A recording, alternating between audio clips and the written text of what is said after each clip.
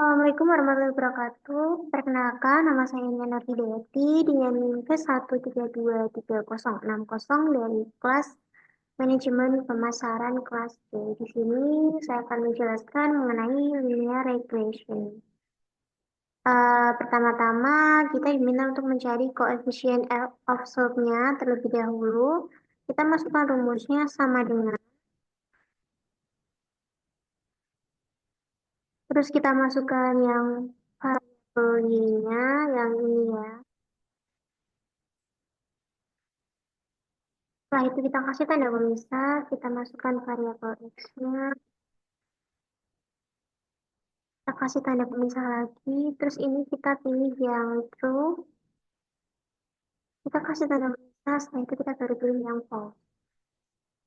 Terus kita tutup kurung, kita enter coefficient of slope-nya. Kemudian kita mencari coefficient of intercept.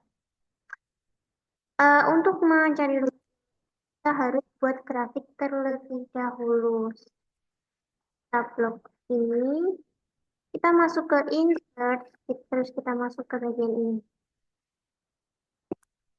Terus kita klik yang titik biru, kita klik kanan, kita kasih tambahkan garis, kita scroll, kita pilih ini, tampilkan persamaan pada bagan.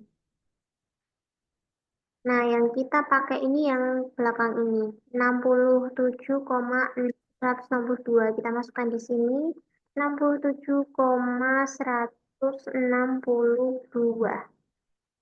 Maka coefficient of intercept-nya. Terus kita baru mengerjakan yang ini. Rumusnya sama dengan ini, coefficient of slope-nya ini kita kalikan sama ini, kita tambah ini. Nah, perlu diingat di sini harus kita kunci terlebih dahulu. Yang ini juga kita kunci. Terus kita enter. Ketemu hasil ini. Kita klik yang ini, titik di bawah ini. Maka akan ketemu seperti ini. Tinggal kita kurangin aja. Kita sisihin angka seperti ini. Maka hasilnya ketemu seperti ini.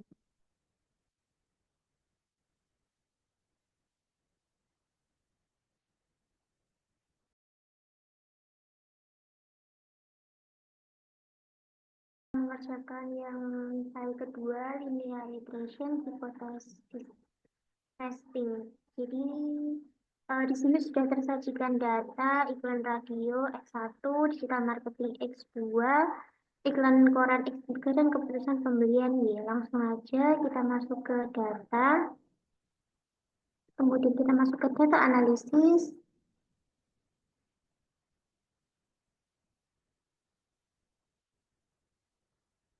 Kita masuk ke regression. Terus kita masukkan input Y-nya ini.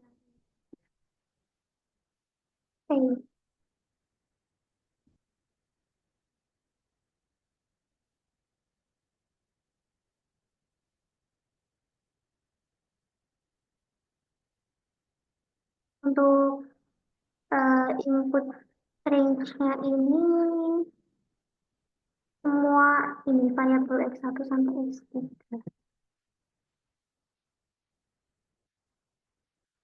Terus kita centang yang label dan worksheet. Terus kita klik OK. Kemudian akan muncul data-datanya seperti ini.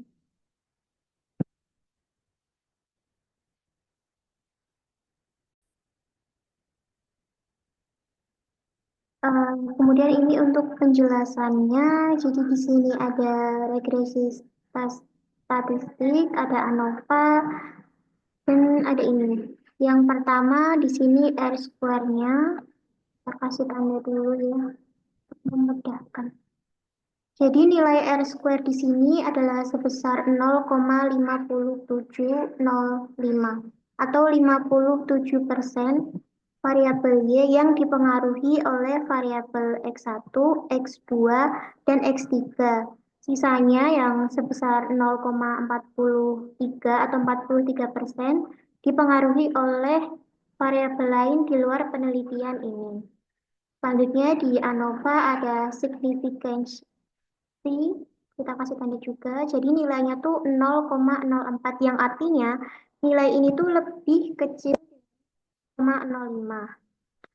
Jadi yang artinya ketika variabel X ini memiliki pengaruh yang signifikan terhadap variabel Y.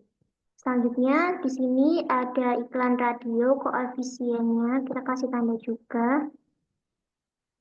Sama p-value-nya. Jadi koefisien dari iklan radio atau variabel X1 itu sebesar 0,19 dan p-value-nya sebesar 0,64 yang artinya nilai ini lebih besar dari 0,05 yang berarti variabel X1 memiliki pengaruh yang positif namun tidak signifikan. Selanjutnya ada digital marketing yakni variabel X2 memiliki koefisien 26,87 dan p-value-nya 0,007 yang artinya nilai ini lebih kecil daripada 0,05 yang artinya variabel X2 memiliki pengaruh yang positif dan juga signifikan. Yang terakhir ada iklan koran atau variabel X3 yang memiliki koefisien 1,5991 dan p-value-nya 0,63 yang artinya nilai tersebut lebih besar daripada 0,05. Artinya variabel X3 memiliki pengaruh yang positif namun tidak signifikan.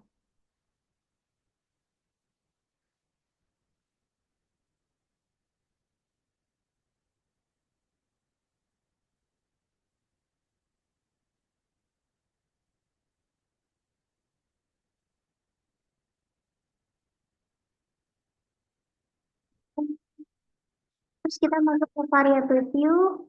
Ini kita ganti jadi X1, ini X2, X3, dan ini jadi Y. Kemudian labelnya kita isi X1 itu iklan radio, X2 digital marketing, marketing,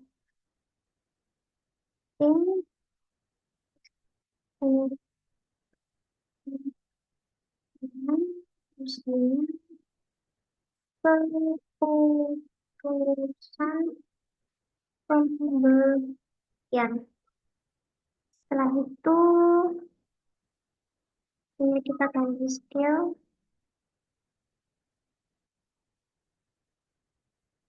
Itu kita verifikasi lagi, kita masuk ke analisis regression linear.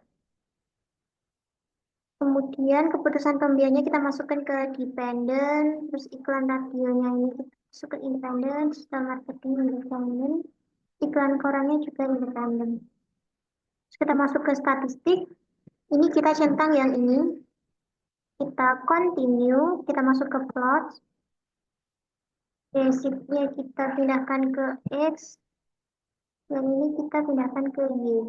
Terus kita centang ini sama ini, kita klik continue, terus ke save, kita klik yang ini. Terus kita continue, kita klikkan OK. Kita tunggu sampai datanya keluar.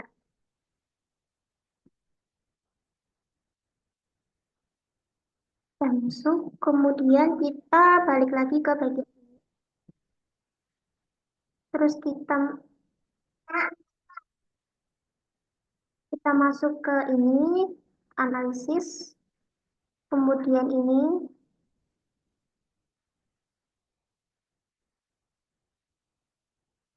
kita masukin yang ini. Oke.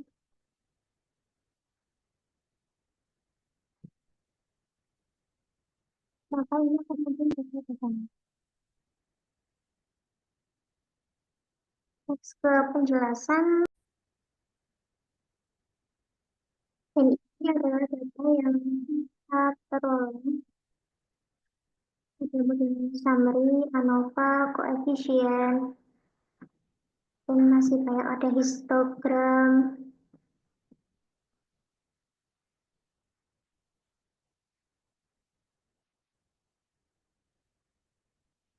Jelaskan mengenai interpretasi datanya dimulai dari model summary. Jadi di sini ada R square ya. Nilai R square-nya ini 0,57 atau 57%. Variabel B-nya atau variabel keputusan pembelian. Jadi dapat dijelaskan, jadi variabel keputusan pembelian ini dapat dijelaskan oleh variabel dependen dan sisanya sebesar 43% ini dijelaskan oleh faktor lain di luar dari model ini. Selanjutnya ada ANOVA. Signifikasi datanya itu ada di 0,046, yang berarti masih di bawah 0,05, yang artinya bahwa model ini tidak signifikan pada tingkat signifikasi 5%. Selanjutnya ada koefisien. Untuk koefisien ini eh, di iklan radio ini paling rendah di 0,131 dan di digital marketing paling tinggi di 0,783. Jadi secara tidak langsung bahwa variabel digital marketing ini memiliki pengaruh yang signifikan terhadap keputusan pembelian dengan kontribusi sebesar betanya ini ada 0,78 dan SIG-nya 0,08. Sementara untuk iklan radio dan iklan koran tidak signifikan secara statistik terhadap keputusan pembelian. Next, selanjutnya ada ini.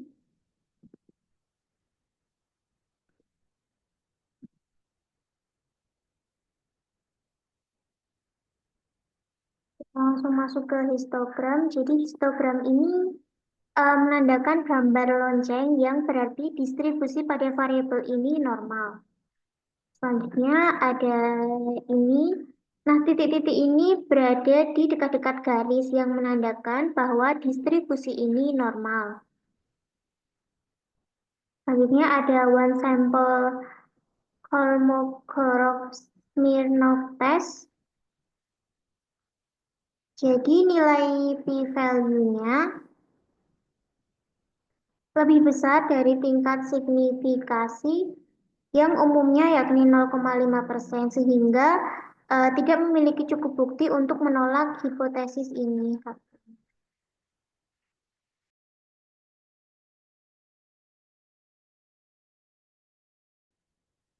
Next, masuk ke file yang ketiga yakni data logistik regression binary. Jadi di sini sudah tersajikan data edge dan subscribe. Nah, untuk mengerjakan ini kita butuh bantuan SPSS. Jadi data di sini kita salin, kita pindahkan ke SPSS. Salin, terus kita masuk ke SPSS.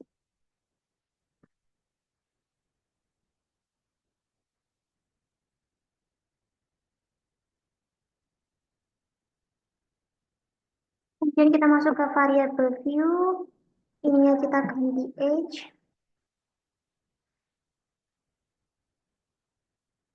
Dan ini kita ganti subscribe. Bagian ini kita ganti subscribe. Value-nya kita masukkan ke ininya 0 dan labelnya kita masukkan no subscribe.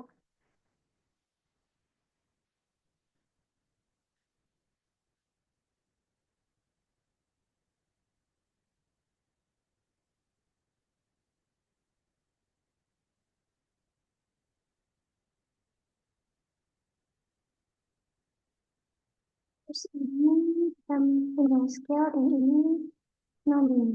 Kemudian kita masuk lagi ke data view. Kita masuk ke analisis, kita masuk ke regression binary logistik. Kemudian age-nya ini kita pindahkan ke sini dan subscribe-nya kita pindahkan ke dependent. Kemudian kita masuk ke kategorial, enggak, kita masukkan ke save. Kita klik yang ini sama ini, terus continue. Option kita klik semua.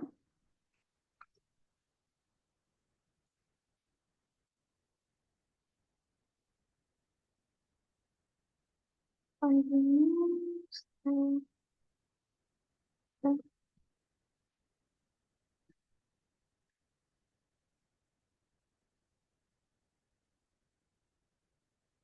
Kita klikkan oke. Maka muncul datanya seperti ini.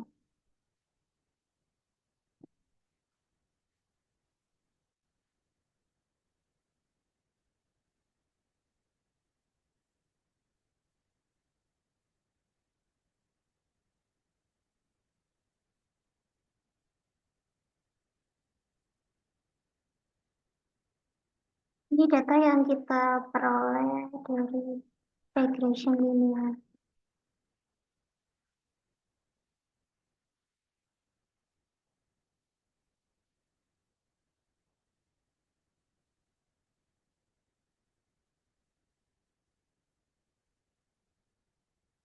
Oke, jadi di sini aku akan menjelaskan mengenai interpretasi datanya. Dimulai dari model summary-nya. Jadi R-square-nya ini memiliki nilai yakni 0,228 yang berarti variabel X. H ini mempengaruhi variabel Y yakni subscribe sebesar 28%, sedangkan sisanya dipengaruhi oleh variabel atau faktor lain. Selanjutnya, next ke Hosmer and Lemieux test. Jadi, didapatkan dari data ini, didapatkan nilai yang signifikasi sebesar 0,802, yang mana nilai tersebut lebih dari 0,05%, sehingga dengan value tersebut H0 dinyatakan diterima dan H1 ditolak. Dan data ini fit dengan metode yang ada. Next ke classification tabel. Jadi dari data ini overall percentage adalah 78%. Jadi data ini dinyatakan model ini memiliki tingkat akurasi dalam prediksi sebesar 78%. Next ke variable in the equation. Jadi variabel X memiliki nilai koefisien yakni 0,128 dengan R square-nya 0,19, maaf, dengan p-value-nya sebesar 0,19, yang mana nilai ini lebih kecil dari 0,05, sehingga dapat disimpulkan bahwa variabel X ini memiliki pengaruh yang positif dan signifikan terhadap variabel Y.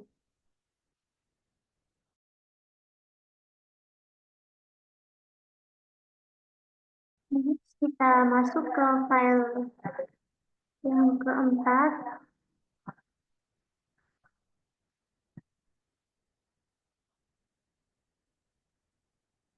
Kita masuk ke file yang keempat. Di sini sudah tersajikan data ya. Kita langsung ke SPSS aja. Ada IQ, gender, teliti, personality, pengalaman kerja, gelar, match, audit tahap, dan performa. Kita langsung aja masuk ke variabel view-nya. Kalau misalkan dilihat dari variabel view-nya itu kita bisa lihat di sini. Misalkan ini memiliki apa ini? Memiliki gelar akademik. Itu kalau misalkan 0, 0 itu berarti no, kalau 1 itu berarti yes. Tuh. Terus misal ini ada juga friends kita ya. Kalau misalkan 0 itu no, kalau misalkan 1 itu berarti yes. Langsung aja kita mulai mengerjakannya. Kita balik lagi ke data view, kita masuk ke analisis, kemudian kita masuk ke ini multi layer ini. Terus kita masukkan dependent variabelnya itu yang skor kinerja karyawan. Ini kita masukkan ke sini. Nah, yang lainnya kita masukkan ke sini.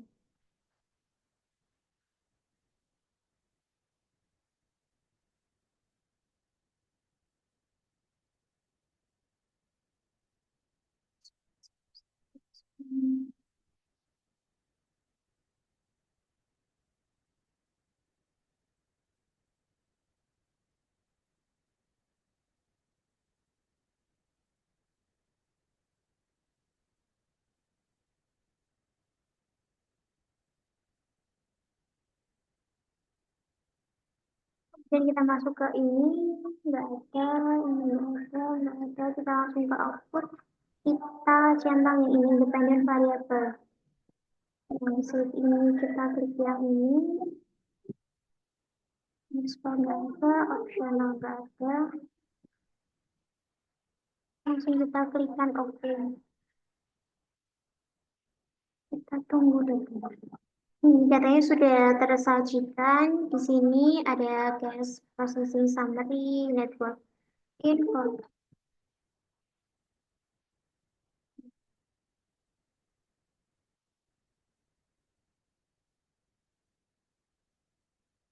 Nah, katanya sudah tersajikan di sini ada case processing summary, ada network information, ada model summary.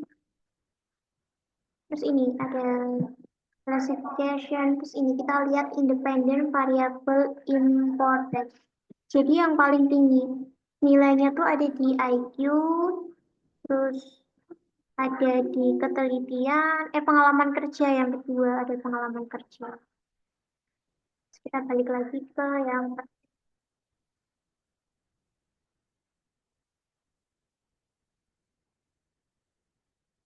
nah ini nilainya. Nah ini ada nilai yang kosong yang belum diisi. Terus ini juga udah mulai, udah masuk baru ya. Tadi kan sebelumnya belum ada, tapi setelah kita olah datanya baru muncul. Kita bisa isi ini dengan cara sama, kita masuk ke analisis lagi. Kemudian ya. Nah, bedanya di sini ini kita keluarkan semuanya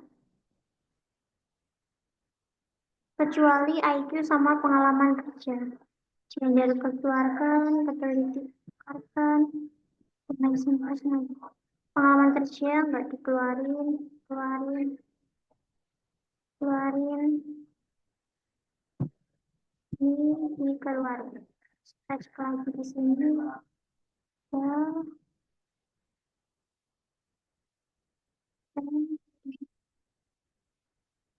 dan kinerja kalian sama pendidikan.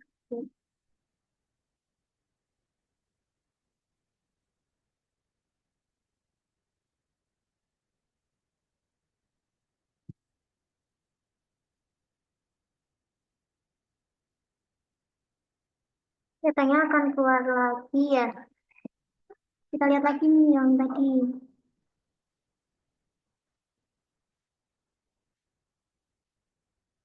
Ini independent variable importance-nya IQ tuh 607, pengalaman kerja 393. Kita balik lagi ke sini. Nah, makan sudah muncul kan. Yang paling tinggi itu ada di ini. 114. 10 sampai di 115.